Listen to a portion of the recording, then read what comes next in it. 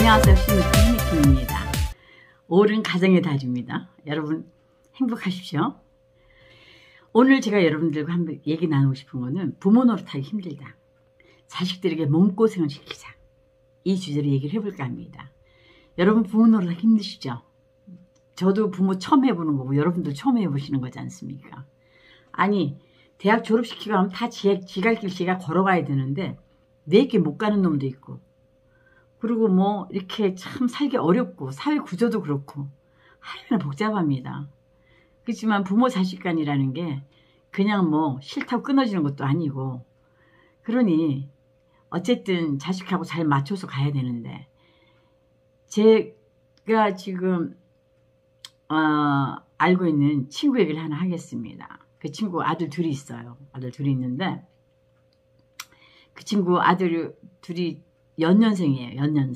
연년생인데 어릴 때 굉장히 그 엄마가 세가지고 강력하게 키웠습니다. 근데 큰아들한테 엄청 기대를 걸어가지고 하는데 큰아들은 성에 차게끔 공부를 해주질 못하고 작은아들은 그닥 큰 얘기를 하지 않더라도 공부를 잘 이렇게 맞춰서 해줘가지고 제가 옆에 지켜봤으니까 이웃집이니까 큰아들은 뭐 서울 지역에 경기에 돼 있는 쪽에서 대학을 나와가지고 근데 그래도 그 친구는 공채를 봐가지고 뚫고 들어가서 회사에서 대기업이에요. 대기업에서 영어 파트, 뭐 식자재 파트에서 크게 이제 영어 훈련을 많이 받아서 대리 달고 나와가지고 개인 그 요식업을 창업했는데 지금 굉장히 잘 나가고 있습니다. 대기업에서 훈련 받은 게 되게 도움이 됐던 것 같아요. 제가 볼 때. 그리고 이게 그 친구 직장 다닐 때 그 집에 가보면 아침 일찍 뭐 코도 온데간데 없고 어느 날 주말에도 뭐 뭘 하느라고 그렇게 바쁘더라고요. 열심히 노트북 놓고. 근데 이제 큰아들은 뭐 우리 부모들 사이에 이제 그 대학 아이를 서울대 보내면 이게 서울대 마마라고 하지 않습니까? 근데 서울대 보내려고 했는데 못 들어가고 이제 경기 쪽에 있는 경기도에 있는 모 대학을 나왔는데 작은 아들은 그냥 서울대 탁 찍어줘서 엄마 어깨 뽕이 탁 대줬다는 거 아닙니까? 그래서 그때 뭐 그 집에서 파티에서 가서 우리가 이제 밥도 얻어 먹고 그랬는데 작은 아들은 그저 앉아가지고 이렇게 야금야금 공부해가지고 이렇게 서울대를 들어가는 거예요. 재수해서 들어갔습니다. 재수해서. 그 집에 아주 좀 드라마틱한 얘기들이 좀 있는데 그래서 그 작은 아들이 주변에서도 어머 대단하다. 아이가 말만 뱉으면 딱 결심을 해서 뭘 한다. 재수도 할 때 서울대 가겠다. 서울대 가버렸으니까. 그렇게 하고 뭐 이렇게 서울대 나왔으니까 뭐든지 잘하겠지. 또 인물들도 좋아요. 그래서 기대를 했는데 지금 한 5년이 흐르고 5, 6년 흐르고 나서 지금 어떤 상황이냐면 형은 결혼도 하고 창업을 해가지고 지금 사업을 시작을 하면 작은 아들은 학원업을 그때 이제 그 집에서 그 아들이 나오면서 학원 하겠다 장가갈 미친으로 해달라고 그래서 해줘가지고 분당인데요. 꽤 크게 잘 나갔습니다 처음에. 그런데 그러다 5년 만에 망했어요. 그래서 그 엄마랑 이제 얘기를 하면서 그 엄마가 나한테 막 하소연을 하는 거예요. 아우 부모 노릇 따라 힘들고 이게 서울대 믿었더니 꽝이다. 서울대 애가 서울대라는 브랜드 하나 가지고 어디 이렇게 기업이나 대기업 같은 데 가서 직장 생활을 하면서 사회생활을 해야 되는데 이게 학원이라고 이게 학생들하고 학부모만 만나는 이게 좀 이렇게 규모가 적은 사회 구성원이 적은 데서만 보다 보니까 애가 생각도 협소하고 또 직업도 아침에 일찍 일어나서 저녁 늦게까지 이렇게 있는 게 아니라 아침을 펑펑 자고 3, 4시에 나가가지고 한 10시까지 일하고 또 들어오면 아침은 당연히 자는 걸로 아침에 뭐 10시, 12시까지 자는 걸로 생각을 하고 있었다는 거죠. 근데 그 당시 때만 해도 아이가 뭐 돈을 잘 벌고 그러니까 개념 없이 생각을 했다는 거예요. 본인이.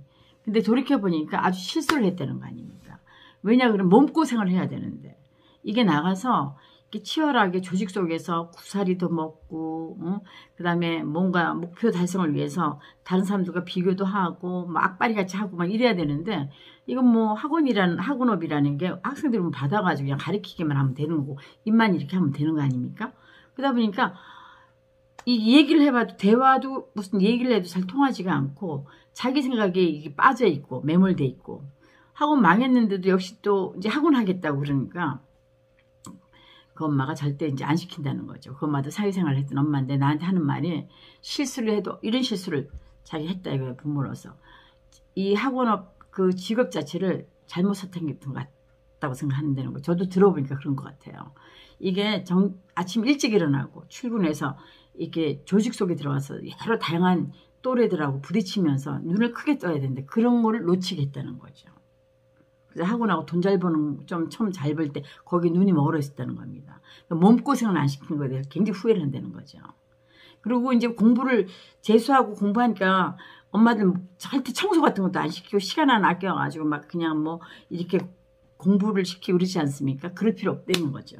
없다는 거죠. 서울대기 다가 아니라는 거죠. 몸고생을 시켜서 지방은 지가 청소를 하고 지 주변 거는 지가 단돌이를 하는 거. 아르바이트도 팍팍 시키고 여름에 이 큰아들은 막 그렇게 씁니다. 아르바이트 하라고 그래가지고 막 그냥 돈 네가 벌어 쓰라고 그래가지고 막 제가 그때도 알고 있거든요. 이마트에 뭐 텐트 장사도 쫓아보내고 뭐 그때 교촌치킨도 막 배달도 막 오토바이 배달도 막 하라고 그러고 막 큰아들한테 무지막지하게 거칠게 했어요. 그 엄마가. 그랬는데 그때 뭐 그 아들은 그런 거 다 경험을 하긴 했고 그렇게 막 길렀는데 그 아들은 그냥 이렇게 세상을 이겨내는데 빠르게 이렇게 접속해서 적응하는데 이 작은 아들은 아직도 머리가 이렇게 이 정보만 방대하고 지식으로 그래서 몸고생 안 하고 입 나불대가지고 그냥 어떻게 쉽게 계속 했던 학원 강사를 하려고 그런다는 거를 이 엄마는 적극 지금 반대를 하고 있습니다. 그러면서 아직도 이제 30대 중반이니까 더 배워야 할 게 많다는 거지. 인생을 배워야 된다는 거죠. 그래야 인생을 길게 가는데 살아갈 수 있다고 생각해서 학원 선생하는 걸 되게 반대하고 있어요. 지금 안 시킨다고. 그래서 형이 하는 사업에 같이 가서 몸고생하면서 형 뒷바라지 하라고 지금 이렇게 얘기를 하고 있는 중이면서 그런데 작은 아들이 마음이 돌아서지 않고 계속 학원 선생을 우겨대고 있어가지고 지금 약간 이렇게 팽팽하게 추합이 있는 것 같은데요. 제가 그 얘기 들어보니까 그 엄마 말이 맞는 것 같아요. 몸고생을 시켜야 됩니다. 이게 안 시켜놓으면 나중에 이게 대봐가지고 우리가 다 뒤집어 쓰는 것 같더라니까요. 그리고 이게 점점점 나이 들어보니까 자식하고 부모 관계도요. 설정 다시 잘해야 될 것 같아요. 옛날 같지 않죠. 사실 스트레스 받으면 가슴이 뛰고 병생 들 것 같은데 부모 자식 간에 그런 일이 없도록 해야 됩니다. 그래서 정리하면 부모 노릇하기 힘듭니다. 우리 자식들에게 몸고생을 시킵시다. 지갈 길 갈 수 있도록. 그리고 아이가 지금 있는 곳이 돈만 잘 번다고 이게 나중에 장기적으로 봤을 때 살아가는데 이 아이가 이 상황이 과연 도움이 되는 직업인가 이런 생각도 좀 해볼 필요가 있는 것 같고요.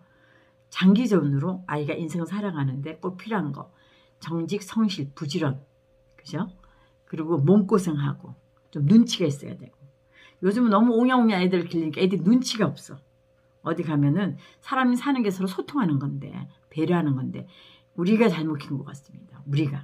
우리가 정신을 바짝 차려서 다시 한번 재고해보고 돌아보고 이래야 될 것 같습니다. 가정의 달을 중에서 부모 노릇하기 힘들다. 자식들에게 몸고생을 시키자. 주제로 말씀드렸습니다. 대단히 감사합니다.